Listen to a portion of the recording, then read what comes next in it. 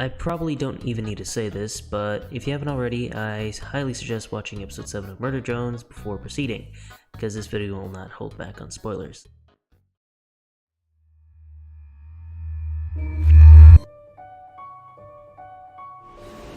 Before we met, scary stuff was actually pretty scary, because you weren't with me to make it fun somehow.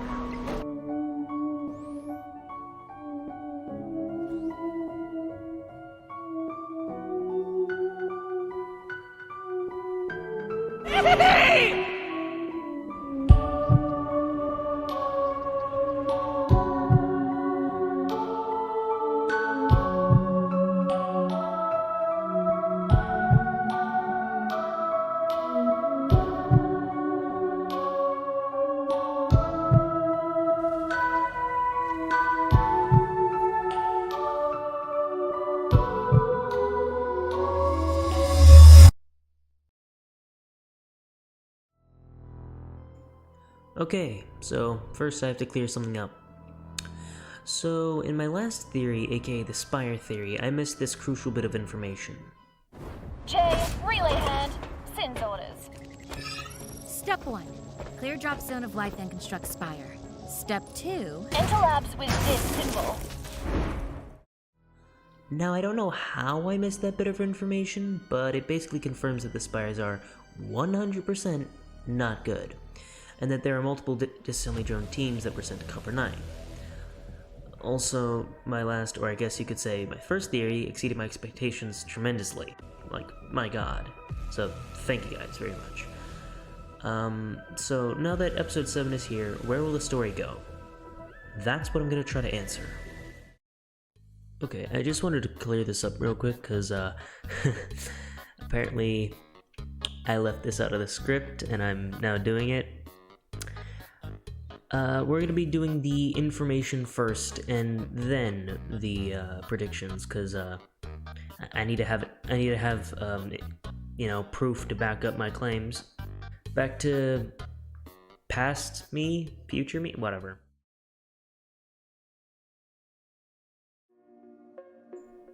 Now that we know that Sin is the reason why the Murder Drones were on Copper 9, their whole reason for killing the Silver Drones has done a full 180. We originally thought that the Murder Drones' mission was to kill the Silver Drones, because the Silver Drones were a threat to the universe. But now it's the opposite. Apparently the Silver Drones aren't a threat to the universe, but rather a threat to Sin. I mean, Sin sent the Murder Drones to specifically kill the Silver Drones, either because they are a threat, or she is using their cores or hearts of them as a type of food source, or both. They were also sent to Copper 9 because when Sin tried to overtake Nori, she failed and didn't have any connections to Copper 9. So she sent the Murder Drones there to finish the job. Now the Solver's found its way back to finish the job. And so when Sin sent N, V, and J, she erased all of their memories except J's, since she allowed them to keep their personalities. You know, you're one of the main reasons I wanted your team to retain your personalities. And she knew that N, since N is too innocent, could possibly be manipulated to betray Sin. So that is why Sin left J in charge. Plus, in episode 7 it gives off feelings that J knew Tessa was Sin the entire time, so I feel like she actually does.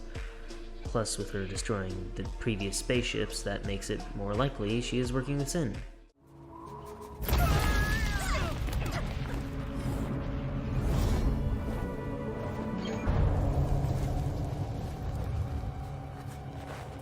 So now that we've figured out why the Murder Drones came to Copper 9, let's ask another important question. Wait, can I swear? I mean, yeah, this is an age-restricted video, so go for it. Oh, okay. What the fuck were the humans doing on Copper 9?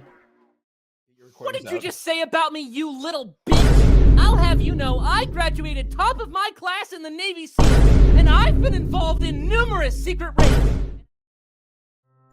So, we know of Cabin Fever Labs and how they have been trying to understand the Solver to try and defeat Sin. But as Tessa or Sin said, The humans who saw what was happening at home thought they could understand it. All they did was spread it. So, what were they doing? Well, they were trying to most likely contain and understand what the Absolute Silver even is. SCP style. And one thing that was helping contain the Silver drones was a thing called the Patch. They used the Patch, aka the crucifix with the USB. Apparently that thing can stop the Silver drones from being possessed by, well, the Silver. And the way it does that is by possibly making the Silver drones have the error 606 thing, like in episode 5. Now, after looking it up, what error 606 means is that when trying to delete or override or even install something on a server, you cannot because you don't have admin clearance. So why is this all important? Well, this means that they cannot fully contain or destroy any of the Silver drones until they destroy the admin, aka Sin, or the Absolute Silver. Plus, it has been seen where you can change the admin like Uzi did to N and V in these scenes.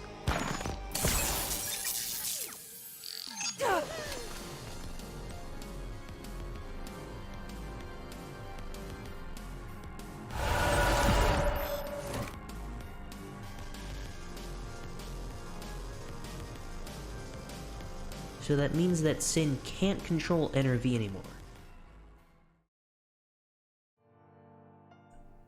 Now, when they tried to find a weakness to the Absolute Silver, they actually found somewhat of a weakness. Heat. Think about it. In this scene, those lights aren't just used to reveal where the invisible arms are, it's also hurting Nori. I can also explain why Uzi's railgun was so useful against J, Eldritch J, and N, because it was using tremendous amounts of heat. Not to mention, N, V, and J cannot be in sunlight or they will die. I'd join you if the sun didn't kill me. So will Uzi now that she is a Silver drone. Now that I think about it, most of the episodes after the first one have only been in the shade or nighttime because most of the characters can't be in the sunlight. Why? Because the Silver can't handle heat. Even Alice knew this, since she kept the heart thingies in an oven. Cut that thing up and you're gonna get a big creepy worm. An improvement. Nah, heat keeps them sluggish. Ain't our first rodeo. And that is also why the disassembly drones and the Silver drones need to eat oil, because that cools them down, meaning that if they don't eat oil, they will overheat and actually die. So let's get to the predictions section to understand why I've been talking about all this random stuff. So here are my predictions for what will happen in episode 8 and possibly beyond that. So what I think will happen in episode 8 is, well, Copper 9 gets swallowed by a black hole, only after the main cast leaves the planet, of course. It's been somewhat foreshadowed in the beginning of Murder Drones that the landing pod NV and J landed in aren't just landing pods, but spaceships. And Uzi says that in this scene. This isn't just a landing pod. This is a spaceship. This could get us off the planet. This could get us off the planet. N could possibly change his personality quite a bit in episode 8, especially since he lost the two most important people to him, V and Uzi. Not to mention he found out that Tessa, basically his boss, has never been alive the whole time.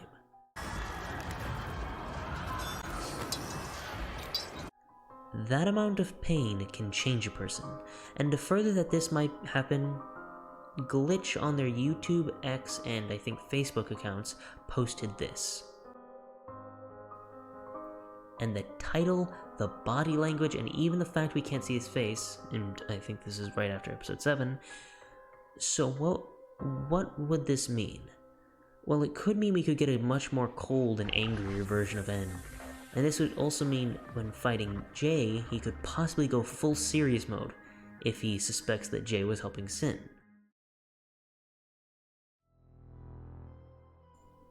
And in the 7th episode, Khan, Thad, and Lizzie made a railgun to go fight Jay, and we already know what the railgun now looks like. It has a few small differences, and the reason I mention the railgun quite a bit is because that's how they're going to take down Jay, since she has basically been confirmed to be working with Sin. And because they need Jay's ship.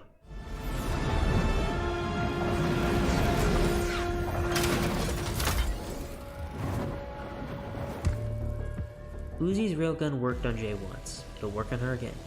Especially when you notice her eye flickers prior hazard. And N has the keys to the spaceship, so yeah. So it'll either go down like this in the Jay fight. 1, all of them absolutely jump Jay and she loses horribly. Or 2, they put up a good fight up against Jay and Khan sacrifices himself, basically redeeming his character, and they get Jay's ship to escape the planet.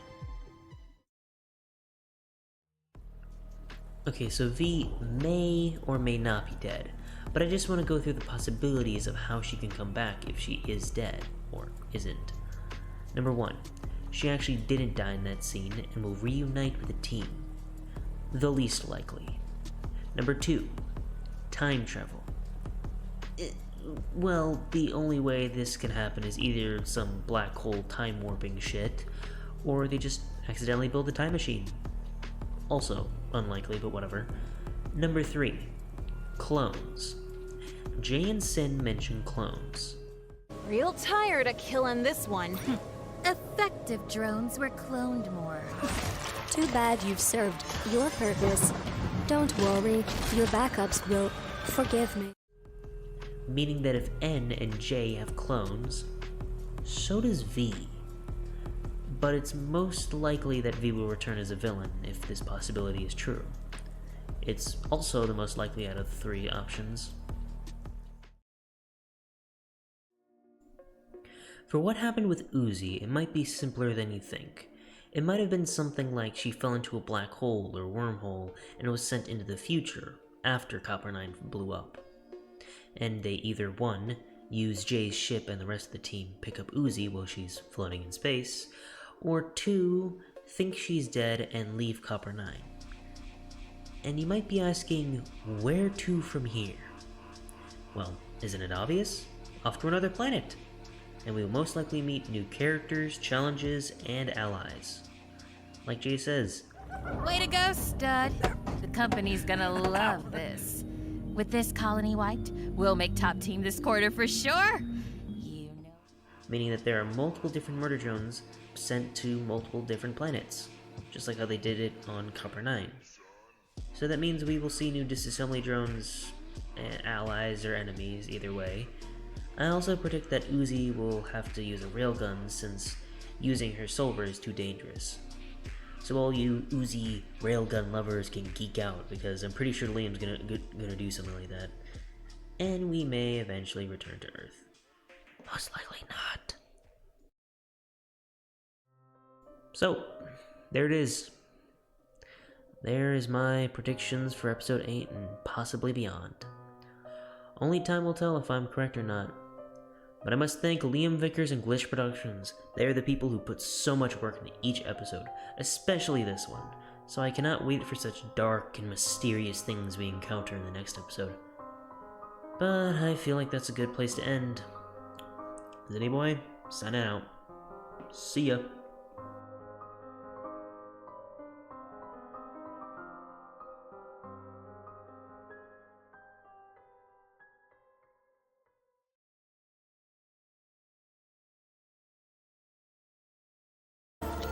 Now,